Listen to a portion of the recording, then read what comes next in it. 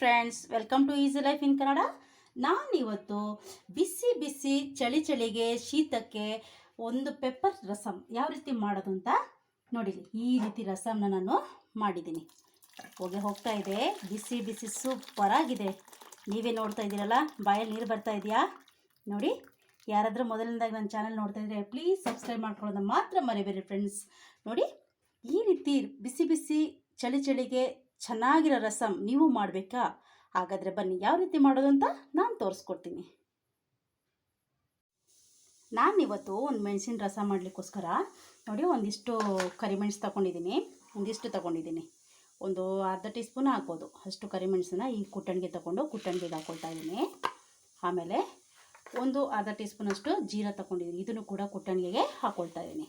ಈಗ ಎರಡನ್ನೂ ಸೇರಿಸಿ ಸ್ವಲ್ಪ ಕ್ರಷ್ ಮಾಡ್ಕೊಳ್ಳೋಣ.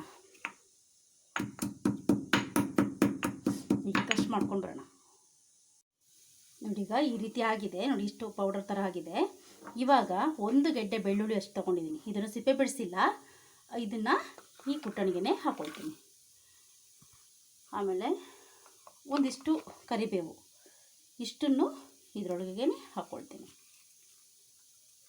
ಅದು ದಂಟು ಕೂಡ ಇದೆ, ದಂಟು ಬಿಡಿಸಿಲ್ಲ.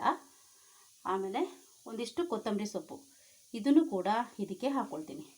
ಈಗ ಇಷ್ಟನ್ನು ಸೇರಿಸ್ಕೊಂಡು ಮತ್ತೆ ಜಜ್ಕೊಂಬರೋಣ. ನೋಡಿ, ಈಗ ಇದನ್ನು ಈ ರೀತಿ ಮಾಡ್ಕೊಂಡಿದ್ದೀನಿ ನೋಡಿ, ಇಷ್ಟು ಜಜ್ಕೊಂಡಿದ್ದೀನಿ ಈ ರೀತಿ. ಇದನ್ನು ಸಪ್ರೇಟಾಗಿ ಇಟ್ಕೊಳ್ಳೋ, ಒಂದು ಸೈಡಲ್ಲಿ ಹೀಗೆ ಇರಲಿ, ಒಂದು ಸೈಡಲ್ಲಿ ಇರಲಿ. ಒಂದು ಟೊಮೆಟೊ, ಒಂದು ದೊಡ್ಡ ಟೊಮೆಟೊ ತೊಗೊಂಡು ಅದನ್ನು, ಇದು ಬೇಯಿಸಿಲ್ಲ, ಹಸಿ ಟೊಮೆಟೊ, ಇದನ್ನು ಸ್ಮ್ಯಾಶ್ ಮಾಡಿ ಇಟ್ಕೊಂಡಿದ್ದೀನಿ.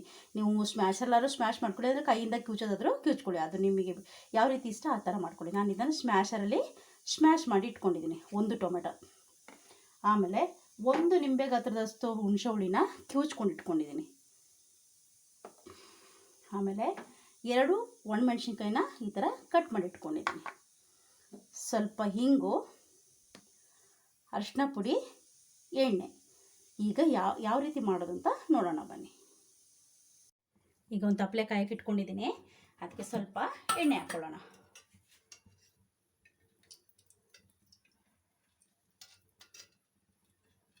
ಸ್ವಲ್ಪ ಎಣ್ಣೆ ಹಾಕ್ಕೊಂಡಿದ್ದೀನಿ, ಎಣ್ಣೆ ಬಿಸಿ ಆಗಲಿ.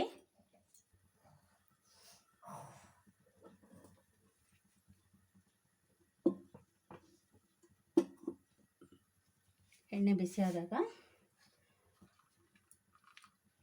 ನಾನು ಒಣಮೆಣ್ಸಿನ ತೆಗೆದಿಟ್ಕೊಂಡಿದ್ದೆ, ಅದನ್ನು ಇದಕ್ಕೆ ಹಾಕ್ಕೊಳ್ತಾ ಇದ್ದೀನಿ. ಸ್ವಲ್ಪ ಕರಿಬೇವು ಕೂಡ ಹಾಕ್ಕೊಳ್ತಾ ಇದ್ದೀನಿ.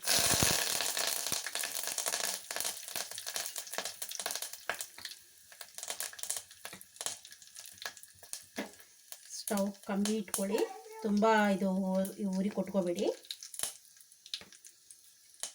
ಆಮೇಲೆ ಇದು ಗೆಜ್ಕೊಂಡಿದ್ನಲ್ಲ ನಾನು, ಇಷ್ಟನ್ನು ಇದಕ್ಕೆ ಹಾಕ್ಕೊಳ್ತಾ ಇದ್ದೀನಿ.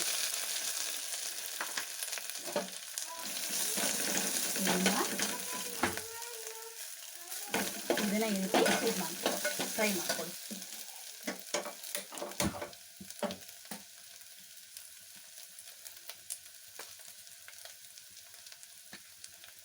ಸ್ವಲ್ಪ ಹಿಂಗೆ ಹಾಕ್ಕೊಳ್ತಾ ಇದ್ದೀನಿ.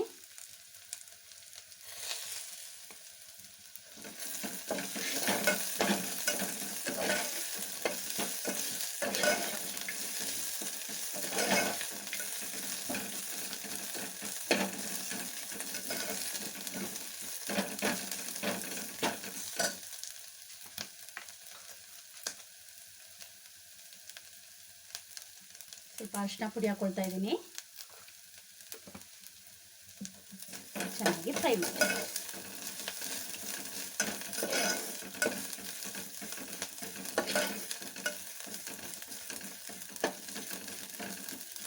ಫ್ರೈ ಆಗ್ತಿರೋವಾಗನೇ ಘಮ ತುಂಬ ಚೆನ್ನಾಗಿದ್ದು ಬರ್ತಾ ಇದೆ. ಇದು ಫ್ರೈ ಆಗ್ತಾ ಇದೆ.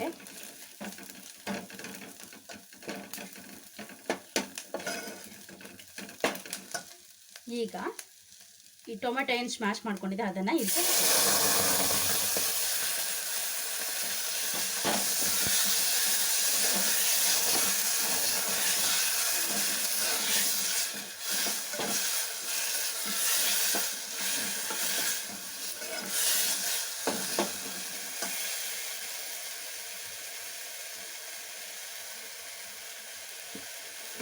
ಆದಷ್ಟು ಕಡಿಮೆ ಉರಿನಲ್ಲೇ ಇಟ್ಕೊಳ್ಳಿ, ಯಾಕೆಂದರೆ ಅದು ಬೆಳ್ಳುಳ್ಳಿ ಅದೆಲ್ಲ ತುಂಬ ಸೀದೋಗ್ಬಿಟ್ರೆ ತಿನ್ನೋಕ್ಕೆ ಚೆನ್ನಾಗಿರೋದಿಲ್ಲ. ಅದರಿಂದ ಈಗ ಎಷ್ಟು ಬೇಕು ಉಪ್ಪು ಅಷ್ಟು ಉಪ್ಪು ಹಾಕ್ಕೊಳ್ತೀವಿ.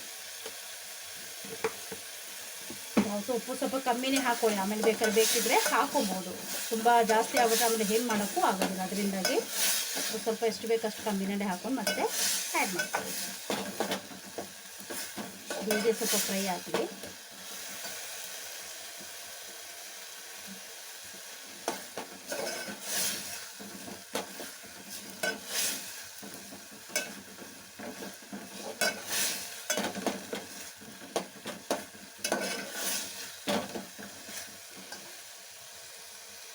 ಇಷ್ಟು ಫ್ರೈ ಆಗಿದೆ.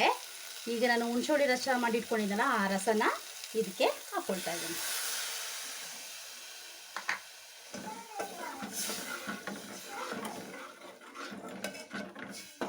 ಉರಿ ಸ್ವಲ್ಪ ಕಮ್ಮಿನಲ್ಲೇ ಇಟ್ಕೊಳ್ಳಿ.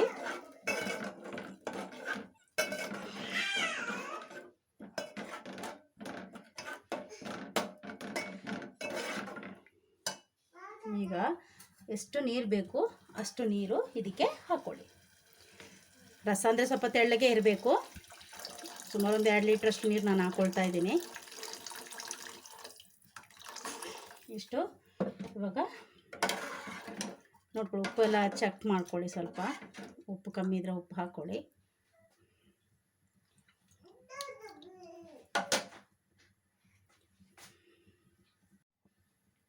ಈಗ ಎಷ್ಟು ಬೇಕಷ್ಟು ನೀರು ಸೇರಿಸ್ಕೊಂಡಿದ್ದೀನಿ ನೋಡಿ, ಉಪ್ಪೆಲ್ಲ ಚೆಕ್ ಮಾಡ್ಕೊಂಡಿದ್ದೀನಿ. ಈಗ ಇದನ್ನು ಕುದಿಯಕ್ಕೆ ಬಿಡೋಣ.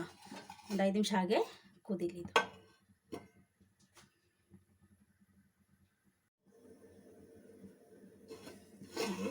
ಇವಾಗ ಫುಲ್ಲು ನೋಡಿ ನೊರೆ ಎಲ್ಲ ಮೇಲಿದೆ. ಈಗ ಕುದೀತಾ ಇದೆ. ಇದು ಚೆನ್ನಾಗಿ ಈಗಲೇ ಕುದೀಲಿ, ಚೆನ್ನಾಗಿ ಕುದೀಲಿ ಸ್ವಲ್ಪ ನೋಡಿ. ಇದು ನೀವು ಯಾವಾಗ ಶೀತ ಎಲ್ಲ ಆಗಿರ್ತದಲ್ಲ, ತುಂಬ ಕೋಲ್ಡ್ ಆಗಿದ್ರೆ ಮನೆಯಲ್ಲಿ, ಆವಾಗ ಇದನ್ನು ಜಸ್ಟ್ ಒಂದು ಲೋಟ ಹಾಕ್ಕೊಂಡು ಕುಡಿದ್ರೂ ಕೋಲ್ಡು ಸ್ವಲ್ಪ ರಿಲೀಫ್ ಆಗುತ್ತೆ. ಮತ್ತು ಚಿಕ್ಕ ಮಕ್ಕಳಿಗೆ ಊಟ ಕೂಡ ತಿನ್ನಿಸ್ಬೋದು, ತುಂಬ ಬೇಗ ಡೈಜೆಷನ್ ಕೂಡ ಆಗುತ್ತೆ. ಮೆಣಸಿನ ರಸ ತುಂಬ ಚಳಿಗಾಲದಲ್ಲಿ ತುಂಬ ಒಳ್ಳೆಯದಾಗಿ ಕೆಲಸ ಮಾಡುತ್ತೆ, ತುಂಬ ಚೆನ್ನಾಗಿ ನೋಡಿ. ಇವಾಗ ಕೊತ್ತಂಬರಿ ಸೊಪ್ಪನ್ನ ನಾನು ಹಾಕ್ಕೊಳ್ತಾ ಇದ್ದೀನಿ. ಮತ್ತೆ ಒಂದು ಸ್ವಲ್ಪ ಕುದಿಲಿ. ಹೀಗೇ ನಿಮಗೆ ಇದು ಈ ಪೆಪ್ಪರಲ್ಲಿ ಈಗ ಜಜ್ಜಿ ಹಾಕೋದು ಕಷ್ಟ ಅನಿಸಿದ್ರೆ ನಿಮಗೆ ಜಸ್ಟ್ ಪೆಪ್ಪರ್ ಪೌಡ್ರ್ ಮಾಡಿ ಇಟ್ಕೊಂಡಿದ್ರೆ ಅದನ್ನು ಕೂಡ ಹಾಕ್ಬೋದು. ಇನ್ನೂ ಸ್ವಲ್ಪ ಬೆಳ್ಳುಳ್ಳಿ ಬೇಕು ಅಂತಿದ್ರೆ ಸ್ವಲ್ಪ ಬೆಳ್ಳುಳ್ಳಿ ಜಾಸ್ತಿನೇ ಹಾಕ್ಕೊಳ್ಳಿ, ಫ್ಲೇವರ್ ತುಂಬ ಇಷ್ಟಪಡೋರು. ನೋಡಿ ಫ್ರೆಂಡ್ಸ್, ನೋಡಿ ರಸಮ್ ರೆಡಿ ಆಗಿದೆ. ನೋಡಿ ಸೂಪರಾಗಿರೋ ರಸಮ್ ರೆಡಿ. ಇನ್ನು ನೋಡ್ತಾ ಇದ್ದರೆ ತಿನ್ನಬೇಕು ಅಂತ ಅನ್ನಿಸ್ತಾ ಇದೆ, ಒಂದು ಲೋಟದಲ್ಲಿ ಹಾಕಿ ಕುಡಿಬೇಕು ಅಂತ ಅನ್ನಿಸ್ತಾ ಇದೆ. ನೋಡಿ, ಈ ರೆಸಿಪಿ ನಿಮ್ಗೆ ಇಷ್ಟ ಆಗಿದ್ರೆ ಪ್ಲೀಸ್ ಒಂದು ಲೈಕ್ ಮಾಡಿ, ಶೇರ್ ಮಾಡಿ. ಇನ್ನಷ್ಟು ಈಸಿ ರೆಸಿಪಿಗೋಸ್ಕರ ಈಸಿ ಲೈಫ್ ಇನ್ ಕನ್ನಡ ಚಾನಲ್ನ ಸಬ್ಸ್ಕ್ರೈಬ್ ಆಗೋದನ್ನ ಮಾತ್ರ ಮರಿಬೇಡಿ friends. Thank you. See you all next video. Take care. Bye.